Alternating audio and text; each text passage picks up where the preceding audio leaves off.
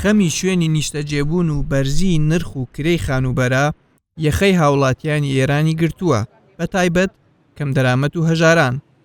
شتێکیش بۆتە بنەما، نیوەی داهاتی خەڵک بۆ کرێ و چەند مانگێکیش لە ساڵدا بەگەڕان بە دوای خانوودا بەسەر دەبرێت. بەرزبوونەوەی هەڵاوسان و خواستی زۆر لەسەر بەکرێگرتنی شوێنی نیشتەجێبوون بەکرێدانی کردووە بە یەکێک لە قەیرانە سەرەکیەکانی ئێران. نووسینگەی سەرژمێری ئێران ژمارەی کرێچیەکانی ئەو وڵاتەی بە نزیکەی 25 ملیۆن کەس خەمڵاندووە. بەڵام موشتەبا یوسفی ئەندامی لێژنەی مەدەنی پەرلەمانی ئێران لە ماوەی ڕابردوودا ڕایگەیاند نزیکەی 151 دانیشتوانی ئێران لە خانووی کرێدا دەژین.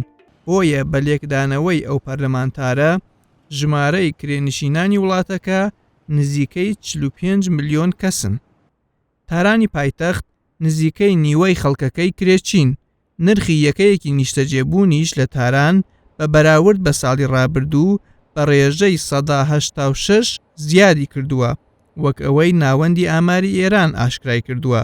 ناوەندەکە دەڵێت هەڵاوسانی ساڵانە گەیشتۆتە بەرزترین ئاستی لە ماوەی 4 ساڵی ڕابردوودا. لە ئەم ساڵدا نرخی 1 متر چوارگۆشەی خانوبەرە لە تاران گەیشتە 80 ملیۆن تمەن کە دەکاتە 1600 دۆلار، نرخێک کە نزیکەی 10 هێندە زیاترە لە کەمترین ئەو حەقدەستەی مانگانەی ئەنجومەنی باڵای کار بۆ کرێکارانی ڕۆژانەی دیاری کردووە.